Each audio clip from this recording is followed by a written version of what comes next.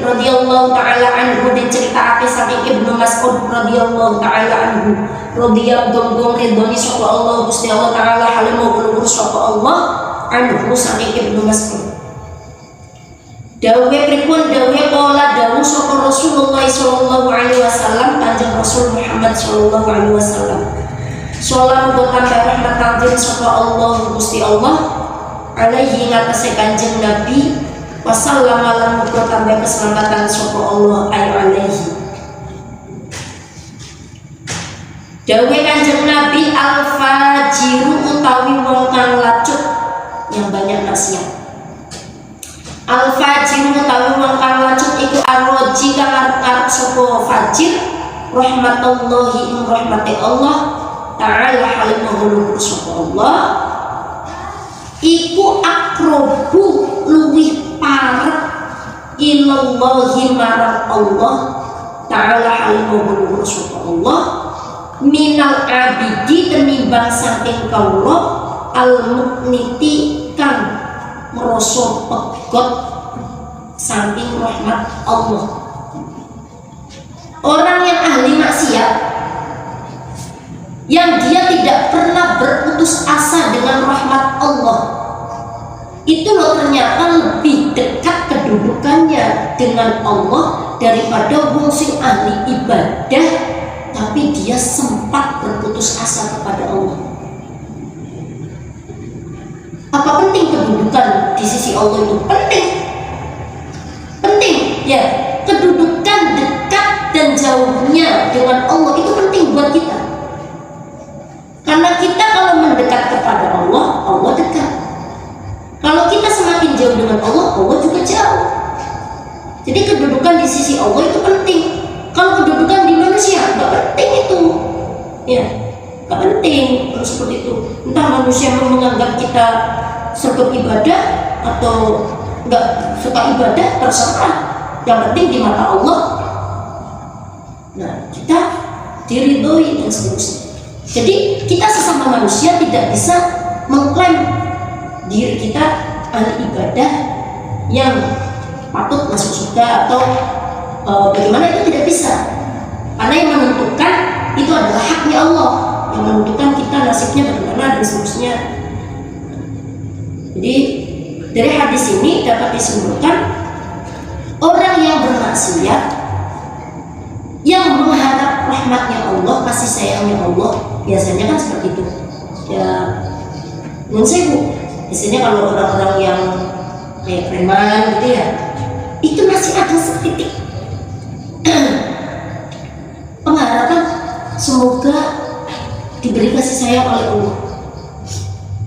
Ada setitik itu, dari setitik itu, dari sedikit pengharapan kasih sayang kepada Allah, itu ternyata kedudukan mereka itu lebih dekat dengan Allah daripada golongan orang-orang yang rajin ibadah tapi dia sempat berputus asa. Berputus asa bagaimana? Nenek kadang, ya Allah, aku sergap sholat nang masjid sergap, ngaji sergap, aku sekolah ya sergap, kabeh ibadah puasa ya sergap, tak lakoni. Tapi kok panjenengan gak adil sama saya? Gak adil gimana?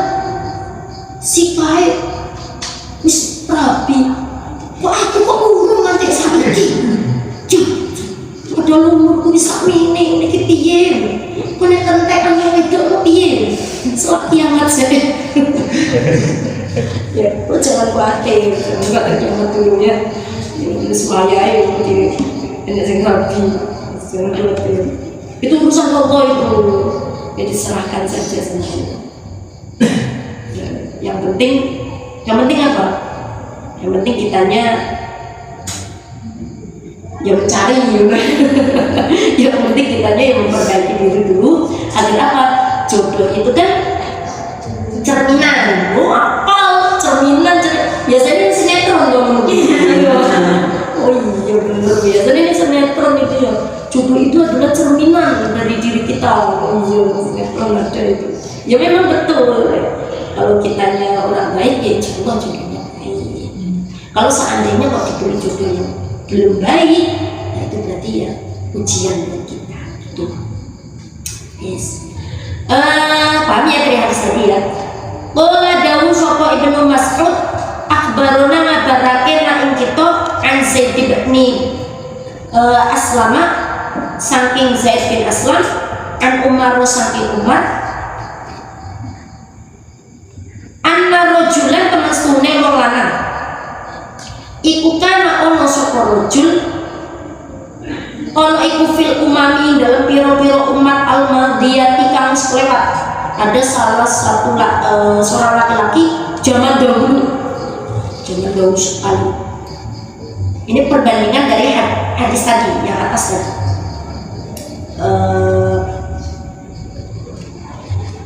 Iku yajtahidu nemeni sapa rajul fil ibadati ing dalam ibadah. Wa yushaddidu lan ngabonake sapa rajul ala nafsihi ing atase awak dhewe ne rajul. Wa yuqannitu lan megot sapa rajul bin nasi kelawan manusa min rahmatillahi saking rahmati Allah taala hal menghulur sapa Allah. Enek wong ahli ibadah namun sampai wa yushaddidu ala nafsi barakate ngebotake awake dhewe di ngaji sholat terus kamar wiridan terus sampai lari kalau renung-renung ya dengan hal-hal di luar sampai lah. Tapi dia wayakan itu binas dan rahmatillahi ta'ala, tapi dia mengajarkan kepada orang-orang untuk berputus asa kepada rahmat Allah. Contohnya piye? Kayak aku ngomong yang sampean sampean ngaji, yang orang belum ngaji sebelum ngerokok sampean ngerti kan? Maksudnya ngerti itu gimana? Akhirnya terputus dari rahmat Allah. Padahal Allah nggak gitu, nggak semena-mena kok akhirnya kalau nggak ngaji sebelum ngerokok, nggak semena-mena seperti itu. Kita nggak bisa menebak bahwa semua ngaji kayak orang ngaji kok rasul kita belum ngerokok, nggak bisa. Kita nggak tahu loh dia masuknya kemana. Ya, dari kisah ini loh dijelaskan dia ahli ibadah, ya, dia ahli ibadah, tapi dia mengajarkan kepada orang-orang berputus asa kepada Allah. Summa mata nuli mati sapa rajul, summa mata nuli mati sapa rajul faqala mongko matur sapa rajul ya Rabbi, duh pangeran ingsun, ma utawi opo li iku li kedue ingsun indaka ing dalem sanding Tuhan. Aku di sisimu kedudukannya bagaimana ya Allah, berada di posisi yang bagaimana ya Allah, aku mendapatkan apa ya Allah. Ngeluh ketika sudah mati matur kepada Allah. Faqala nuli dawuh sapa Allah annar utawi neraka. Namun benar-benar ya ailakan mak Kola nuli matur sapa rajul ya Rabbi, duh pangeran ingsun, fa'aina krono ndi ibadati utawi ibadah ingsun wajtihadilan nemen-nemeni ingsun, lalu bagaimana nasib ibadahku dan kesungguhanku ya Allah. Aku sregep loh ya Allah, ibadah sregep kayak tenanan, musuhnya cemplung neraka tuh Gusti. Ya kan protes ya? Nah, terus Allah menjawab gimana? Faqala nulidawu sapa Allah innaka tamasune sira iku kunta ono sapa sira ono iku yukon itu megot sapa sira annasa ing manusa min rahmati saking rahmat ingsun fid dunya ing dalam dunya. Nah sing sampeyan aja niki berputus asa ketika di dunia yang kamu ajarkan itu berputus asa. Wah ini loh sampai ngaji tenon jempol rokok. Ternyata si orang yang ngaji, wah aku gak ngaji, gak tahu ngaji, lah kalian aku cuma ngerokok, kan gitu jadinya kan dia ngambang perasaannya, ini gimana ya, saya gak ngaji, jadinya masuk neraka, padahal belum tentu sebenarnya.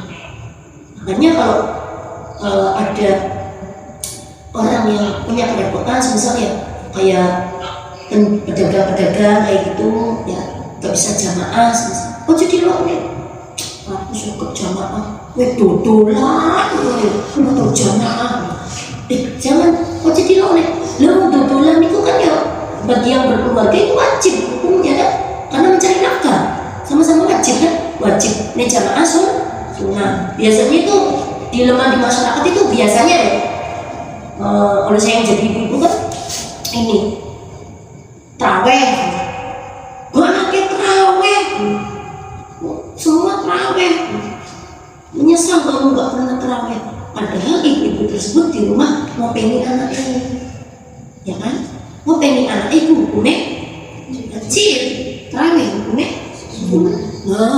kejamin. Jadi sudahlah, disudahkan, jangan mengkait-kaitkan ibadahnya urusan orang, itu ibadah mereka sendiri dengan Allah. Nek pengen tukaran sih masalah lumayan. Tuh aku mobil, aku yang tutup mobil. Sing bongsobinya orang. Fa'ala mengetahui ingsun, kata Allah. Fa'ala mengetahui ingsun iku kon itu ka megot sapa ingsun ka ing sira. Kata Allah, kalau seperti itu aku juga memutus rahmatmu al-yauma ing dalam dino iki min rahmati saking rahmat ingsun. Min rahmati saking rahmat ingsun. Makanya nasibnya orang yang rajin ibadah tadi hasil akhirnya berada di neraka, karena seperti itu. Terus perbandingannya ini yang satu kisah lagi, perbandingannya yang rajin yang bermaksiat sekarang.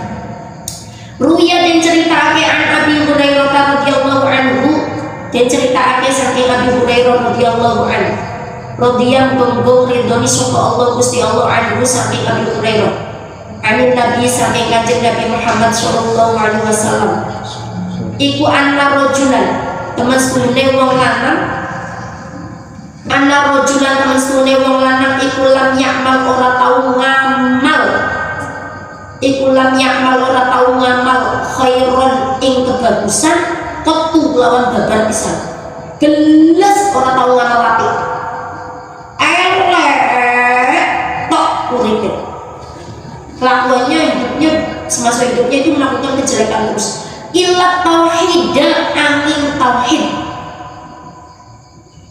tapi meskipun dia bermaksiat setiap hari, tapi dia mempercayai Allah.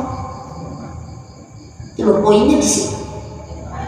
Falamma hadarat mengenai dalam sumangsane hadir utawa teko ing rajul apa al mautu mati, ketika dia dijumpai oleh kematian, qala ucap sapa rajul li ahlihi maring ahline rajul, keluargane rajul, ngucape ida ana ing dalem nalikane ono, ida ana ing dalem nalikane utawi ingsun iku mitu mati sapa ingsun, fa ukhriquni mongko ngobomo sira kabeh ning ingsun binari lawan geni. Kalau aku nanti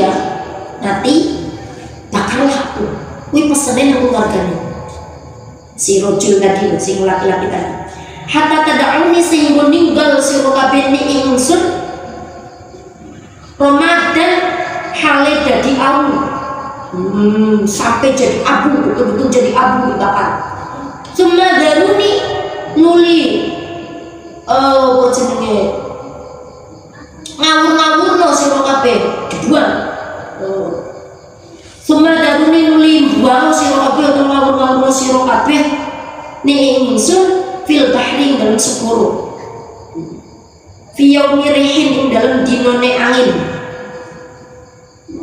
Pesennya itu bakar, buang abunya di laut. Pesennya si laki-laki tadi ya, yang ahli maksiat tadi. Fa fa'alu li agawi sapa ahli, sapa keluarga. Fa'idha mongko dumadaan atau ujuk-ujuk. Fa'idha mongko dumadaan wa utawi rojul iku fi qabdatillahi ing dalam genggamane Allah Ta'ala halim ngurus sapa Allah. Kala dawuh sapa Allah Gusti Allah, ma utawi opo hamalaka dorong opo maka ing sira alama ing atase perkara fa'alta agawe sapa sira. Apa yang mendorongmu melakukan itu? Kok jaluk diobor sampai jadi abu, kemudian abunya dibuang di laut? Kok iso? Kata Allah seperti itu. Kemudian jawaban ahli maksiat tadi gimana? Kalau matur sapa rajul makhafatuka krana wedi sapa ingsun ka ing panjenengan. Saya takut sama panjenengan Gusti. Karena kalau seandainya saya bertemu panjenengan sedangkan posisi saya itu ahli maksiat, saya malu, takut. Makanya mending dibakar jadi abu, dibuang. Karena alasan itu loh, ketakutan itu loh. Padahal dia ahli maksiat, tapi takut kepada Allah. Nah, kemudian gimana nasibnya? Faghfaro nuli ngampura sapa Allah lahu marang rajul biha kalan sebab makhofah. Biha sebab makhofah. Wa utawi rajul iku lam ya'mal ora tau ngamal sapa rajul khairan ing kebagusan qattu lawan babar pisan. Berblas gak tau lakoni apik ila tauhida angin tauhid angin mejiknya Gusti Allah. Makanya jangan pernah mengklaim orang yang berpakaian seperti preman atau gimana. Ini bakalan besok cemplung neraka. Orang yang berpakaian putih-putih sorbanan rapi sergap di masjid, belum tentu juga. Ya terus gimana ibadah kita? Ya harus belajar yang lain, biasa santai. Ngaji itu santai saja. Sholat, waktunya sholat, itu aja. Gak usah mengharap macam-macam. Ya. Jadi kalau sampean ngaji di sini gak usah mengharap macam-macam. Mana ngaji ke sini? Sampean tujuannya biar ketemu kaya. Hah? Aku tiap hari sih ketemu kuya itu suka bosan ya. Ketemu kuya. Ya sekian dari saya. Wallahu a'lam bishawab. Assalamualaikum warahmatullahi wabarakatuh.